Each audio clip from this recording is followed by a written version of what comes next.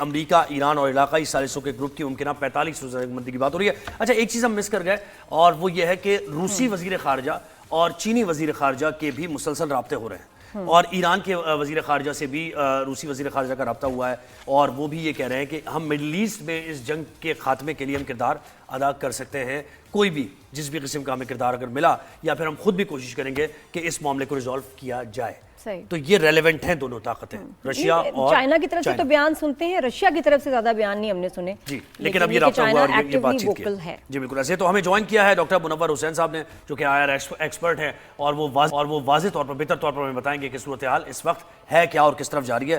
मुनव्वर साहब, बहुत शुक्रिया आपने वक्त दिया। सर, ये कहिएगा अभी जो ये हालिया बयानात हैं, और अच्छा पहले तो हम ये जो पेशरफ्त हुई है कि 48 घंटे अहम हैं, 45 घंटे में जुज़वी जंगबंदी हो सकती है, क्या ऐसा हो सकता है? कोई ये आखिरी कोशिश को कहा जा रहा है वैसे जो रिपोर्ट किया जा रहा है? मेरे आपको, नादिया खान को, आपकी पूरी टीम को, आपके देखने वालों को, सबको सलाम। देखिए, बड़ी इंपॉर्टेंट डेवलपमेंट है और मैसिव ब्रेक थ्रू की एक्सपेक्टेशन हम कर सकते हैं। अच्छा, बिकॉज जो ईरान वॉर है इसने पूरे खित्ते को अपनी लपेट में लिया हुआ है और इस हवाले से पाकिस्तान और चाइना जो है उनकी सफारतकारी के अंदर आपको बहुत ज्यादा तेजी नजर आती है। न फकत ये बल्कि इसके साथ पाकिस्तान और चाइना ने बड़ा क्लियरली मैसेज कन्वे किया है अमेरिका को और बाकी ममालिक को कि ये जो डेवस्टेटिंग क्यॉस है ये बड़ा सीरियस हो सकता है अगर जंग कंटिन्यू करती है। और फिर आप ये देखिए ना, इस जंग की वजह से जो इकोनॉमीज हैं वेस्ट एशिया की, यानी सऊदी अरब, कतर, ओमान, इवन UAE और बहरीन, और फिर फार ईस्ट एशिया में जैसे जापान है, साउथ कोरिया है, फिलिपाइन है, इंक्लूडिंग चाइना भी है, उनकी इकोनॉमीज बड़ी मुतासर हो रही हैं। इससे ज्यादा मुतासर यूरोप भी हो रहा है बिकॉज उनको डायरली नीड है एनर्जी रिसोर्सेज की। और न फकत ये बल्कि अमेरिका के अंदर भी अगर आप ऑयल प्राइसेस देखें तो वो भी शूट करते आपको नजर आ रहे हैं। ये जो ग्लोबल इकोनॉमी है और उसका रिसेक्शन के अंदर जाना है, ये बड़ा खतरनाक है। और फिर ये कि इसका एक चेन रिएक्शन नजर आएगा जो कुछ वेस्ट एशिया में हो रहा है, वो आपको फार ईस्ट एशिया में भी नजर आएगा, अफ्रीका में भी नजर आएगा और साउथ अमेरिका में भी नजर आएगा।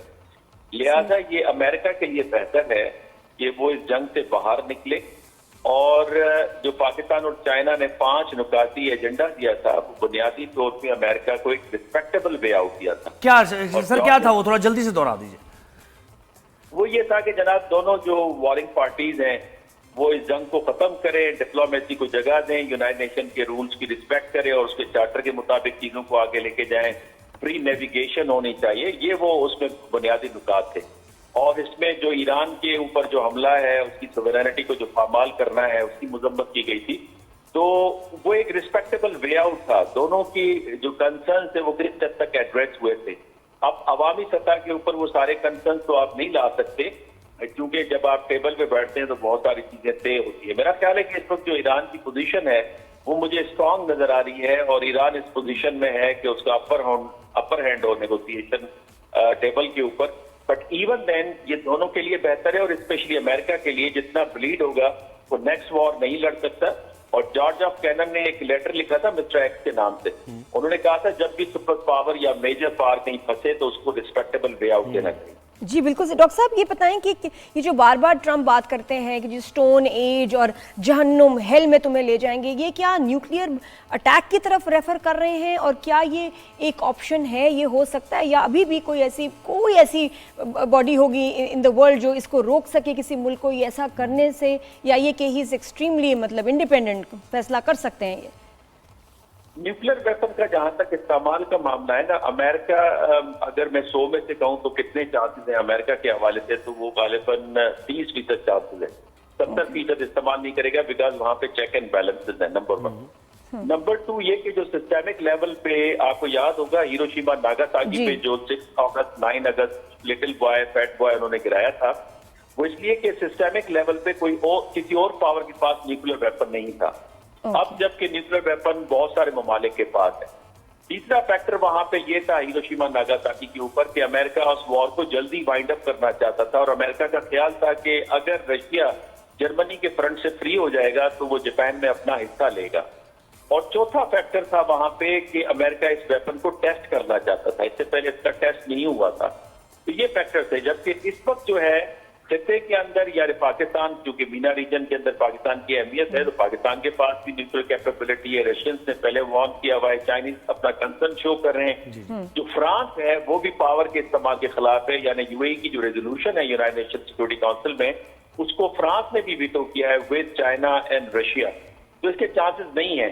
अलबत्ता इजराइल कर सकता है, बिकॉज इजराइल क्योस क्रिएटर है, अपार्थाइड स्टेट है, जिसके बारे में जॉन मिशाइमर कहता है कि ये एक कातिल किस्म की रियासत है।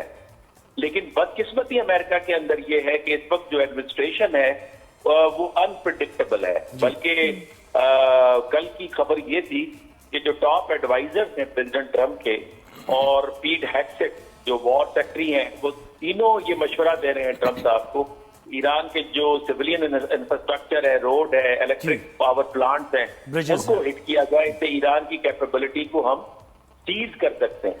जहां तक मामला है थ्रेटनिंग लैंग्वेज का ट्वीट के अंदर, तो ये फ्रस्ट्रेशन और क्योस की निशानी और कंफ्यूजन की निशानी। और देखिए ईरान ने तो इसका जवाब भी दे दिया ना, उन्होंने कहा कि एक लहजे में, एक लम्हे में हम दुनिया की तिजारत और दुनिया का तेल जो है ना वो खत्म कर देंगे, पता भी नहीं चलेगा। अच्छा सर मुझे बताएं, बूट्स ऑन ग्राउंड भी बड़े क्रूशल एक ऐसा टॉपिक है जिस पर बहुत बात होती है, क्या ये हो पाएगा या नहीं। अच्छा ये जो एक दावा किया उन्होंने कि अमरीकी फौज ने तारीख का सबसे बड़ा सर्च एंड रेस्क्यू ऑपरेशन किया है और खतरनाक ईरानी सिपाही खतरनाक पहाड़ों में दुश्मन के इलाके में मौजूद था हमारा सिपाही, और वहां से उन्होंने निकाला है, वहां रेस्क्यू ऑपरेशन हुआ है, ये हो सकता है, ये मुमकिन है जो दावा उन्होंने किया।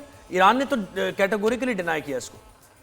नहीं, ये नाकाम हुआ है रेस्क्यू ऑपरेशन। और ये ऑपरेशन इसको जो शॉट डाउन हुआ था उनका प्लान, उसके क्रू मेंबर को निकालना उसका मकसद नहीं था। बिकॉज अब जो तस्वीर आ रही हैं उसमें C-130 हो या फिर उनके ब्लैक हॉक हेलीकॉप्टर्स हो या फाइटर जेट्स हैं, उसके मलबे से जो क्रू मेंबर्स हैं उनकी लाशें निकल रही हैं, उनकी बाकियात निकल रही हैं। तो वो मेरा ख्याल में दावा गलत साबित हो रहा है। बुनियादी तौर पे कहा यह जा रहा है कि ये ऑपरेशन इंटेलिजेंस बेस्ड ऑपरेशन था इस्फहान के अंदर, और यूरेनियम जो अफसुर्दा जो यूरेनियम थी उसको इन्होंने निकालना था और उसके बाद डिक्लेयर करना था कि उन्होंने बड़ा सक्सेसफुल ऑपरेशन किया है। किस्म की प्रेसिडेंट ट्रंप को एक विनिंग ट्रॉफी चाहिए थी जिसके अंदर वो नाकाम हुए। दूसरी बात यह कि इस ऑपरेशन के अंदर जितने एयर एसेट्स अमेरिका ने खोए हैं वो बड़ा एक किस्म का डेवस्टेटिंग होगा अमेरिका के लिए आगे आने वाले दिनों में, स्पेशली उसकी रेपुटेशन के लिए। और फिर न फकत ये बल्कि जो अमेरिकन एलीट यूनिट का होना, फुल एयर सपोर्ट का होना, और फिर जो कुछ अमेरिका के पास एडवांटेज था उस सबके इस्तेमाल के बावजूद इतने एयर एसेट्स को खोना, ये एक बड़ा सवाल है। इसका मतलब ये कि ईरान ज्यादा बड़ा मुल्क के तौर पे उभरा है। इसका मतलब ये कि ईरान ज्यादा मुश्किल उसकी टेरेन है, वो ज्यादा प्रिपेयर्ड आपको नजर आता है, पॉलिटिकली ज्यादा यूनिफाइड नजर आता है, नजरियाती तौर पे ज्यादा स्ट्रांग है। और फिर जो सबसे इसमें अहम बात है कि इस सारे ऑपरेशन को कंट्रोल करने में लोकल ट्राइबल लोग थे और बसीजी थे। अब बसीजी जो है ये पैरामिलिट्री फोर्स है, ये फुल फ्लेज आर्मी नहीं है, और पैरामिलिट्री फोर्स मैच इक्विप्ड होती है। तो अगर ये कहना कि हम ग्राउंड पे उतरेंगे इस मैची सिचुएशन को देखने के बाद, तो मेरा ख्याल है कि वो बड़ा डरावना ख्वाब होगा जिसके बारे में ये कहना। अब ये कह भी रहे हैं कि अभी जो है बूट्स ऑन ग्राउंड नहीं हो रहा, अभी इसमें जरूरत नहीं। डॉक्टर साहब ये प्लीज जाते जाते जरा ये बता दीजिएगा एक बात कि जिनके जो सीनियर पॉलिटिशियंस हैं वो कह रहे हैं कि ट्रंप को है 25वीं तरमीम जो है उसके तहत जो है हटा देना चाहिए, जिसमें ये मेंशन्ड है कि अगर प्रेसिडेंट जो है माजूर हो, डिसेबल हो जाए तो उसकी जगह वाइस प्रेसिडेंट ले सकता है। तो do you see that happening? जी, डबल सेट ऑफ जो तलवार है जिसको आप इम्पीचमेंट कहते हैं वो तो लटक रही है। तीन फाइल के ऊपर कोई माइनस हो क्यों नहीं रहा, मतलब अभी नहीं तो कब? मेरा ख्याल है कि उसके ऊपर काम हो रहा है। इस वक्त 53% रिपब्लिकन भी मायूस हैं, बल्कि वो बाराक ओबामा का रात पे एक मैसेज आया जिसपे उन्होंने कहा है कि इस तरह के जो ऑपरेशन है अब वो ऑपरेशन कभी भी सक्सेसफुल नहीं होते। मिडिल ईस्ट के केस में उन्होंने कहा है हमारे पास हिस्ट्री है कि हम जंगों का आगाज तो कर सकते हैं लेकिन उसको ऑर्डरली मैनर पे खत्म नहीं कर सकते, और रबल के ऊपर कभी भी पीस बिल्ट नहीं हो सकता, बल्कि एक रीजनल आर्किटेक्चर की जरूरत है जो कि स्टेबिलिटी दे। और इस तरह की जो वॉर है, बजाय ये कि परसिस्टेंट आप डिप्लोमेसी लें, ये वॉर जो है इसमें कोई विनर नहीं होता, इसमें सिर्फ विक्टिम्स होते हैं। तो मेरा ख्याल है डेमोक्रेट्स और रिपब्लिकन्स के अंदर एक रियलाइजेशन के टाइम आ गया है कि अमेरिका की इज्जत को बचाया जाए, और अदरवाइज ये अमेरिका के लिए और अमेरिकन अवाम के लिए बड़ा बुरा होगा। बिकॉज तारीखी तौर पे जो अमेरिका के 3 फॉरेन पॉलिसी गोल्स हैं, security, economic prosperity and promotion of American ideals, ये तीनों मुतासिर हुए हैं ईरान वॉर में। ज्यादा अमेरिकन अब सिक्योर नहीं है वेस्ट एशिया के अंदर। जो उनके बिजनेसेस हैं, चाहे वो बैंक हैं, डेटा सेंटर्स हैं, यूनिवर्सिटीज हैं, वो टारगेट हुई हैं। और इसके अलावा जो अमेरिका का तासुर था एक फ्री वर्ल्ड के चैंपियन का और ह्यूमन राइट्स के चैंपियन का, वो मेरा ख्याल में इरोड हो गया है। तो इसलिए अब सेंसिटिविटीज बहुत बढ़ी है। और फिर हमें पता है कि अमेरिका में डेमोक्रेसी है, और डेमोक्रेसी में पब्लिक ओपिनियन वेट रखती है पॉलिसी मेकिंग के तो अंदर। लाखों की तादाद में लोग निकले, देखा भी लोगों ने। बिल्कुल, thank you, बहुत शुक्रिया डॉक्टर, बहुत शुक्रिया। डॉक्टर साहब, आपने वक्त दिया हमें।